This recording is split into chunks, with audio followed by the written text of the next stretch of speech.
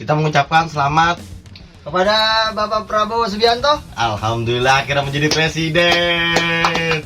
Semoga Indonesia menjadi negara yang lebih baik lah dibanding yang dulu-dulu. Ya, kita dari pemuda sastrawan gagal menitip ya bangsa ini ya, bangsa ini selama 5 tahun ke depan untuk Bapak Prabowo dan Bapak Gibran. Ya, semoga lebih maju lagi kabinetnya, pemimpinnya, dan selamat kepada Bapak Prabowo dan Pak Gibran. Indonesia emas.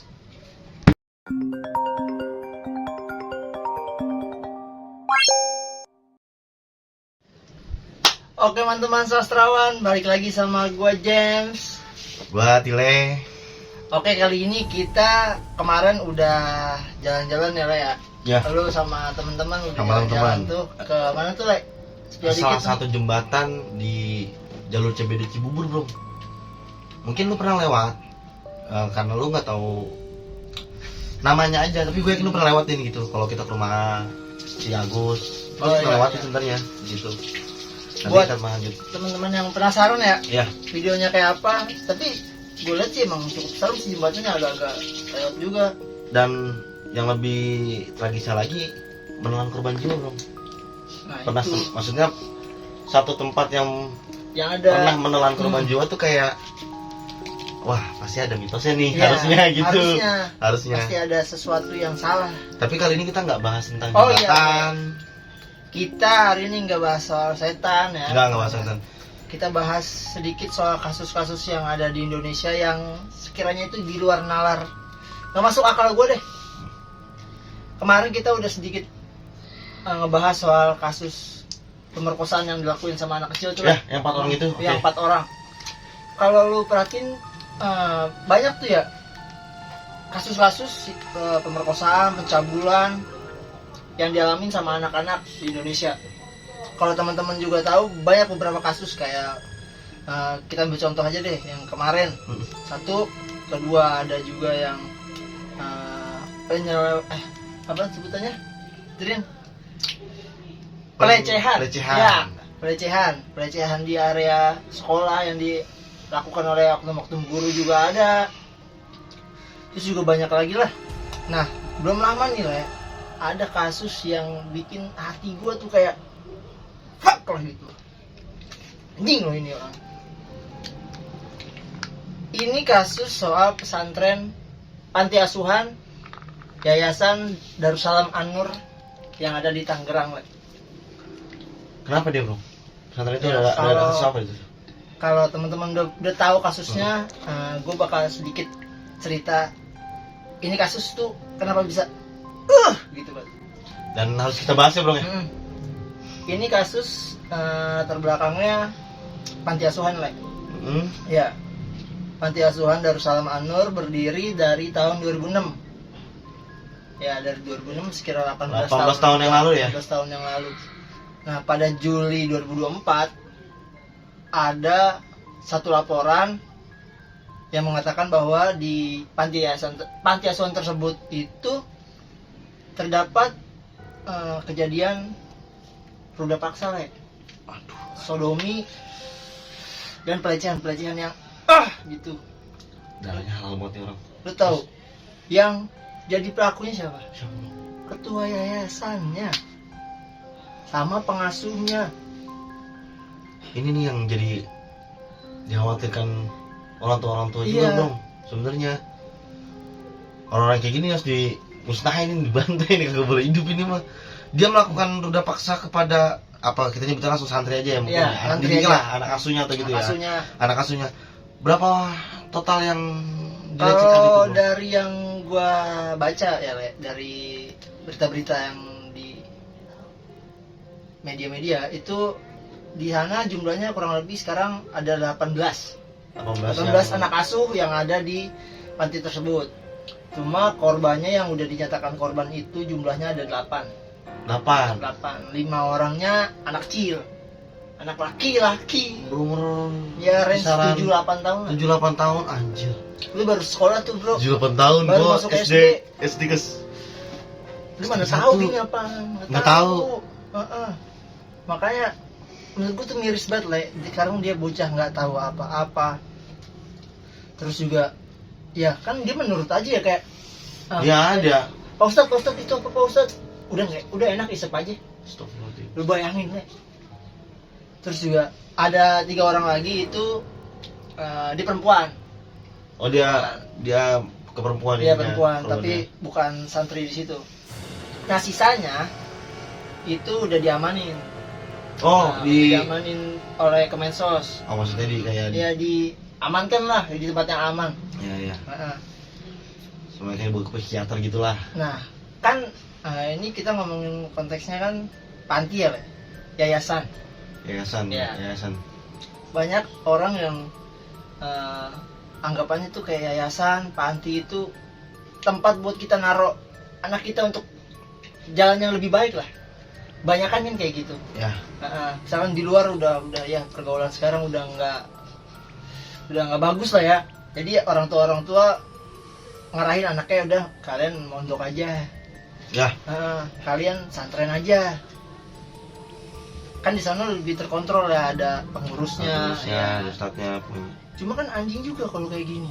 Ini jadi malah jadi buat si orang tua ini juga jadi kayak ke-trigger buat ya ntar anakku dia apain lagi Nah, gitu.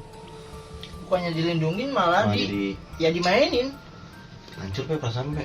Gila, gede banget. Nah, lu kan sebagai mantan, sebutannya mantan apa gimana sebutannya? Enggak. Alumni lah ya. Alumni pondok. Ya kan? Alumnus lebih Ya, tepatnya. alumnus pondok. Alumnus. Bekas santri ya. Alumni gak lulus. Dulu santri ya. Ya. Lu ngalamin gak sih Jrin? Maksudnya ya sedikit lah. Nggak usah dari pengurus yang ini kan ini udah di luar nalar deh. Yang masih masuk akal kayak kalau senioritas ya kan di Pesantren tuh kayak gitu. pesantren kayak apa? Mungkin teman-teman juga pengen tahu lah ya. Kehidupan pesantren kayak apa? Jadi sebenarnya kehidupan pesantren tuh kalau yang benar-benar pesantren gitu ya bro ya, maksud gua dia tuh terdisiplin oleh waktu banget bro. Bener-bener lu kayak kasarannya belajar 1 jam, terus kan kalau kita sebutannya kalau sekolah mungkin kelas lah ya, kelas. Kalau kita sebutannya taklim itu kayak belajar. Kalau sekolah biasa matematika, kalau gue fikih gitu, lebih ke arah kayak jam pelajaran lah jam gitu. pelajarannya gitu, lebih terdisiplin masalah waktu juga. Terus kayak lu nggak bisa sembarangan gue mau tidur jam segini terus gue bangun jam segini, nggak bisa lu. Udah di Pakemnya udah pakem, pokoknya lu tuh di atas jam 11 bangun jam 3:30 lah, jam 3:30 tuh lu udah wajib bangun gitu. Kalau nggak ya habis lu disiram. Paling gitu aja sih bro. Jadi sebenarnya kalau buat ke arah pelecehan seksual, alhamdulillah ya di pesantren gua nggak ada. Demi Allah, alhamdulillah pesantren gua nggak ada pelecehan seksual. Tapi kalau kita lebih ke arah memang hukuman real gitu bro. Hukuman real maksudnya. maksudnya hukuman Kayak misalnya lu ketahuan ngerokok deh. ya. Yang belum lama gue cerita sama lu tuh yang ada kasus juga di pesantren, salah satu pesantren di. Coba kasih tahu ke teman-teman kita nih. Ya, jadi kalau misalnya yang gue alamin ya, gue pernah ketahuan ngerokok kan ceritanya sama senior gue. Terus ya hukumannya ya fisik bro gitu, maksudnya physically. Pertama tangan kiri gue disabet pakai rotan 10 kali, kanan gue 10 kali, kaki 10 kali, pas 10 tuh. Nah, terus diceburin ke, kalau kita sebutnya namanya air koyak. Air koyak. Nggak pakai kak. Koyak. Ya. Oh, air Air koyak. koyak itu adalah air pembuangan sisa kotoran-kotoran lu, kayak kencing. Oh, lu. sepinteng, Mbak. Ya, direndam di situ sepinggang lah selama 1 jam. Dan udah habis itu lu berjanji tidak untuk melakukannya lagi. Tapi yang paling membekas satu bro, yang paling unik nih, pasti kepala lu dipitakin. Itu wajib. Nggak botak pitak, dari kayak ya drill of pitak gitu. Ya, Bahkan asal lah ya. gue pernah sampai kayak, ini cerita aja belum ya, Ya. jadi panjang cerita nih masalah Apa-apa, pesantren gue nih. Ini cerita aja teman-teman. Jadi pengalaman gue sekitar 3 tahun lebih dikit atau 3 tahun lebih dikit deh, gue mondok gitu bro. Kepala gue nih pitakin nih, gue ketemu ngerokok tuh, Yeah. tuh malamnya udah dibantai, paginya kan tetap sekolah. Dari jam 7 sampai jam 12 siang tuh kita sekolah. Kepala gue dipitakin dan itu hari Senin gue upacara bro. Iya. Ya, terus temen gue kan duduk di belakang gue berdiri. Iya, berdiri posisi di belakang. Ya, Pak lu ngapa dia digigitin tikus pada gumpal.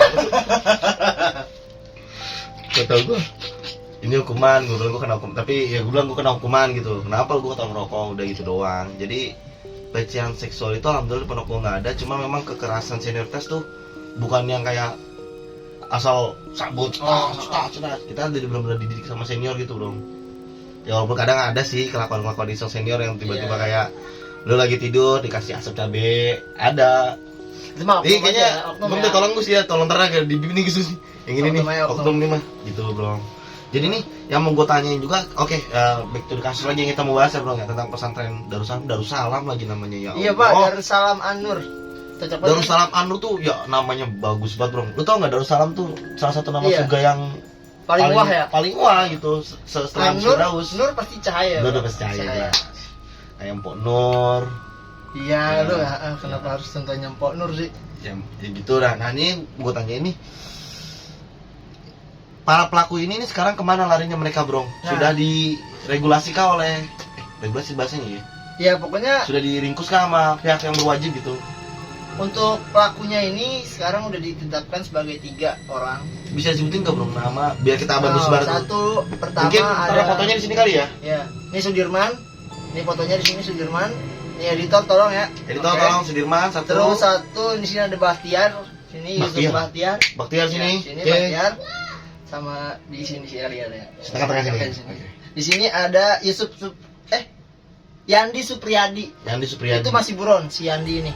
Oh, yang Ya. dua ini Yang si dua ini Baktiar sama Bahtiar si sama Sudirman Sudirman kenapa? masih hidup, Bro. Masih hidup. Tapi nggak tahu ya kita di dalam. Allah alam ya di dalam karena Oh ya, fun fact juga nih ya, fun fact ya. Si Bahtiar ini tadinya itu dia anak asuhnya si Sudirman. Wah, ini sudah mantap makas pelecehannya juga. Iya kan? Si Bahtiar dulu dilecehin sama Sudirman, jadi korban. Sekarang dia udah dewasa, mengalami kelainan seksual lah. Akhirnya dia lakuin lagi ke Anjing. Oh, Halal banget darahnya orang. menurut lu kenapa, Le? Kenapa bisa orang yang kelihatannya kan itu sosoknya suci ya kan, selata cinta anak-anak, gambaran dari orang luar gitu, figurnya sosok yang cinta anak-anak, tapi ya cintanya bukan cinta yang sewajarnya anjing. Ah, ini menarik nih, Bang, yang mau kita bahas nih, masalah cinta guru kepada murid lah sebutannya. Iya. Kalau kita ya kan, kalau gua kan juga di pondok kan sehari-hari ketemu bukan sama orang tua gitu, Bro. Iya. Ya kan 6 bulan sekali baru pulang ketemu sama guru. Itu memang ada hubungan sebutan cinta, Bro, mahabbah. Kalau bahasa Arab hubah, cinta. Tapi cintanya itu bukan cinta kayak Yang sayang kamu nggak gitu ya? apa sih sebutannya, Nafsu. Itu, Bro, kayak cinta yang dilapisi sama nafsu gitu. Jadi cinta kita tuh kayak lebih karena cinta kasih kan, kayak ke bener, Bro. adek. Bener-bener maksud gua kayak apa ya? Kayak contohnya tuh ngebawa kayak udah, kalau Ustadz kan kadang suka datang bawa kita banyak tuh, Bro. Oh, Udah Bi, kita aja yang bawa, saking karena cintanya, karena dia mendapatkan oh iya. barokah lah gitu, berkah. Kalau gua masih percaya itu sih. Enggak tahu kalau mau teman sastrawan. Ya kalau kayak gitu mah sama Masing-masing aja lah. kayak di sekolah kan guru ya. Ya. Guru konteksnya kalau di sekolah. Cuma kalau di pesantren ini yang gua aneh tuh, mereka kan ini panti lah. Maksudnya banyak anak yang nggak dapat kasih sayang orang tuanya. Pasti mereka nggak tahu lah. Ini pasti mereka, menurut gua aja nih ya, mereka ngelihatnya cuma ini bentuk kasihnya orang tua gitu sama mereka. Iya. Makanya mereka nggak biasa aja gitu. Jadi berpikir kalau pikirnya Iya, ini positif aja. Ternyata makasih sayang orang tua seperti Seperti ini, loh. ini. Anjing, salah Karena banget. mereka kan nggak bergaul dengan lingkup yang luas, Bener setuju gua. dikurung di situ aja. Maksud gue ya kan, lingkupnya terbatas, dia nggak dapet informasi entah dari luar. Kalau misalkan hal-hal kayak gitu nggak sepatutnya dilakuin orang tua ke anak kan, dia nggak tahu juga. Gila. Tapi ini gue sorry, Bro, mau gue garis bawahi juga nih. Panti asuhan yang berkedok menjadi pesantren atau memang pesantren? Oh enggak Pak, ini panti Pak. Berarti real panti asuhan jadi kayak orang-orang yang nggak punya orang. Nggak punya orang tua. Nggak punya orang tua. Iya, gelandangan. Gelandangan, nggak punya keluarga nggak punya keluarga, ditampung. Jadi kayak orang-orang yang ngeliat kayak gue punya rezeki lebih, gue pengen sedekahin ke mereka, nyari duitnya di situ. Bro, kalau lu perhatiin daerah kita banyak loh. Iya memang seperti itu kan sekarang. Kayak maaf ya, gue sebenarnya sedih juga, Bro, kalau kita ngomongin masalah panti asuhan ya. Gue jadi kayak seolah-olah mereka ini ajang sebuah bisnis menurut gue.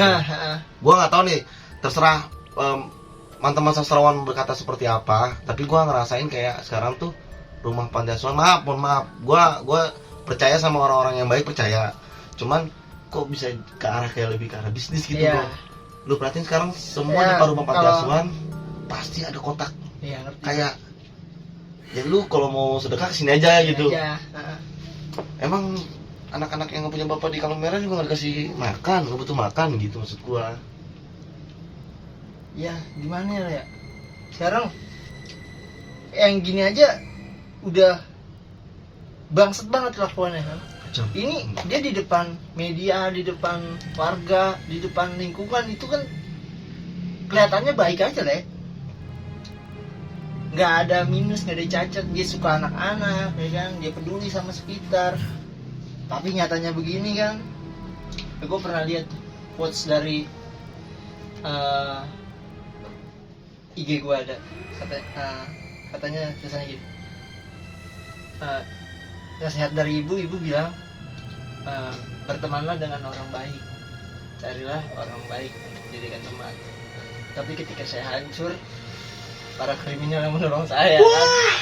Maksudnya kita nggak boleh lah ya menggolong-golongkan. ngeliat seseorang gitu apa dari yang orang lain omongin atau enggak apa yang cuma kita lihat doang.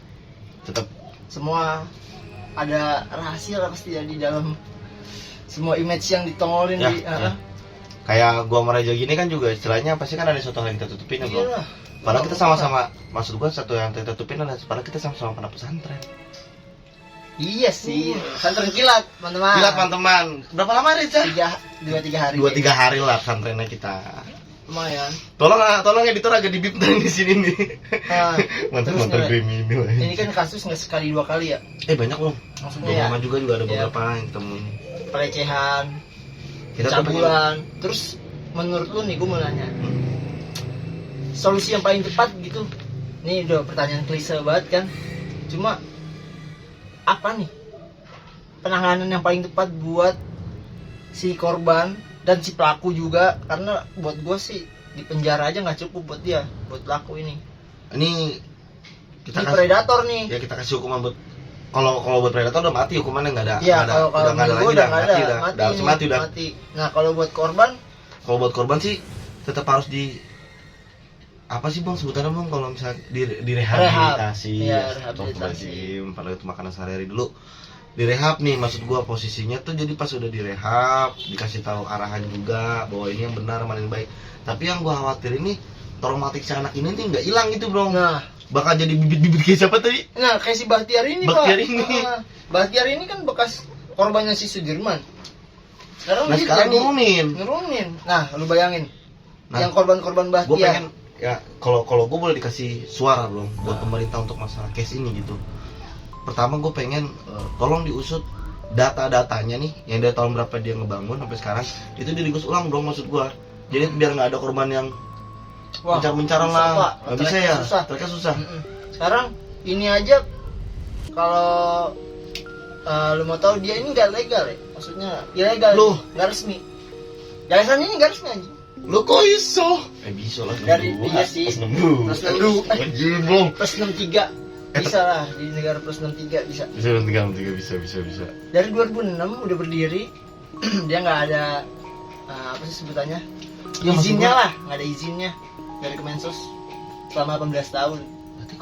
Berarti anjing. Ya cuek sih lah ya, maksudnya sama orang-orang situ juga. Warga sekitar juga kayaknya bilang tuh baik aja kali gitu ya, mungkin ya. Ya, nggak Oh bakal. baik loh, rumah panti asuhan, nggak, pada ngaji, pada sholat tahajud, iya. ya kan? Nah itu tuh dia modusnya nih, Oh iya modus si pelaku ini ke korban bro. modus si Sudirman sama antek-anteknya ini. Jadi dia misalkan lagi sange nih, apa sih dia?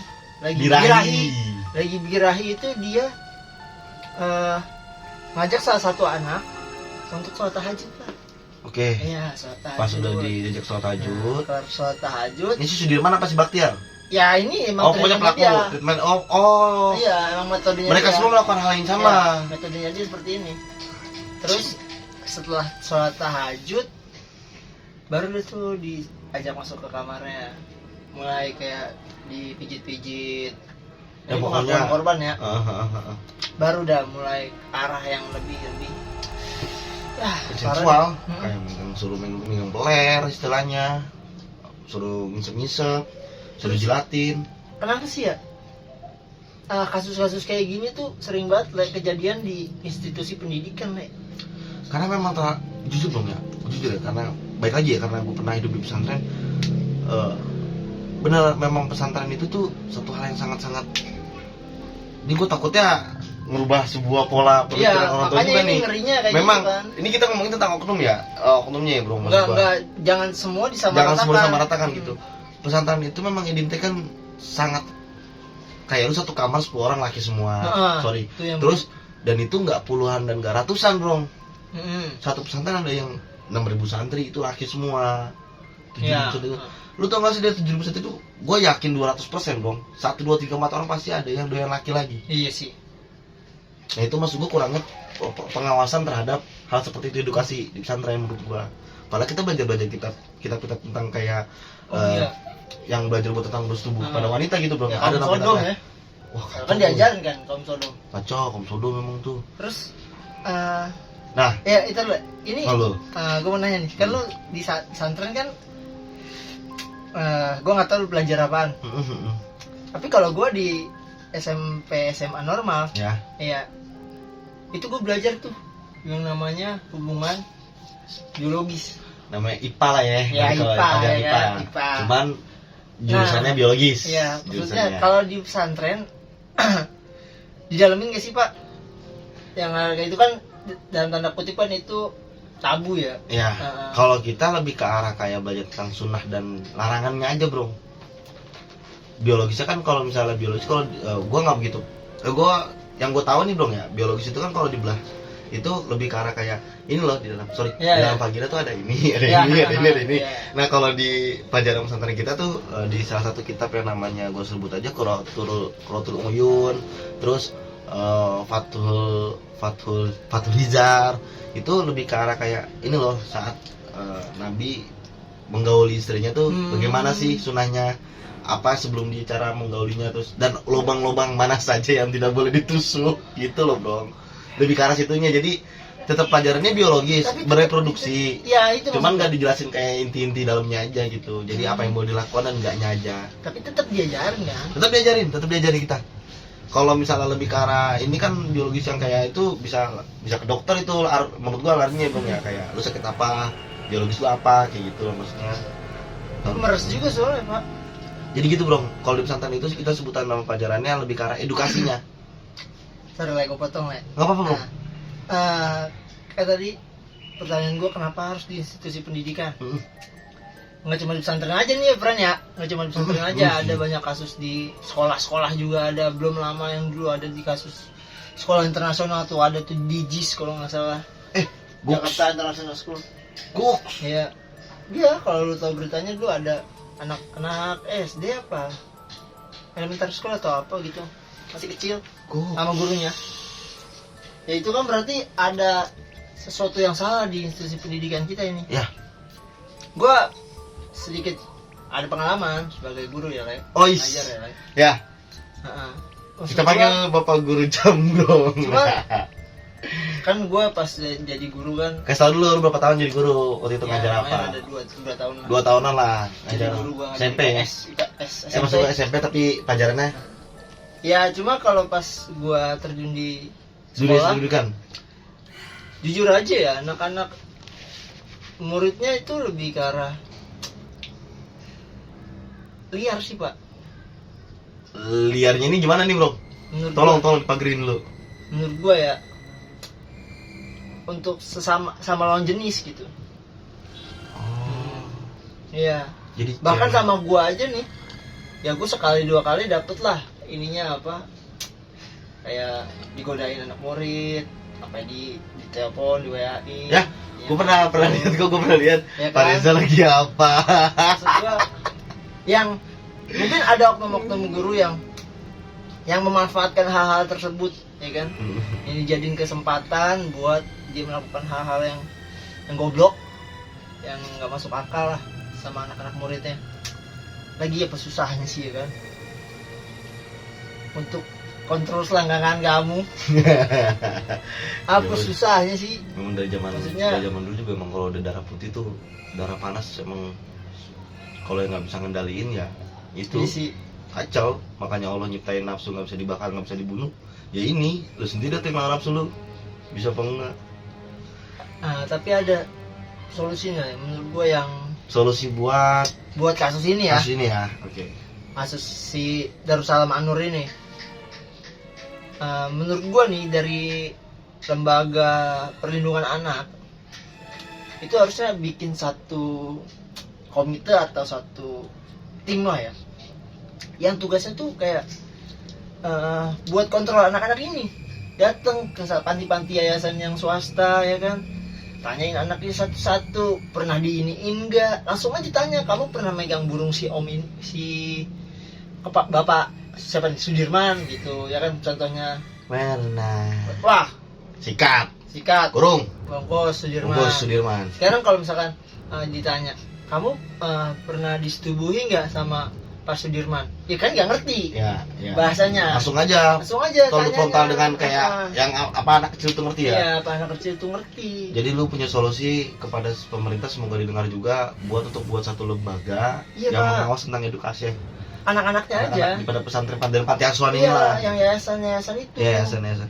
Karena kan ini aja contohnya nggak ada izinnya, Iya, tapi lupa. bisa berdiri sama 18 tahun. Ini yang sangat-sangat benar. Harusnya nih Indonesia berduka bro, karena apa? Menurut gua akan menyebar bibit LGBT nih dari sini nih Pak. sebenarnya. Kalau kalian nonton nih, buat gue malu.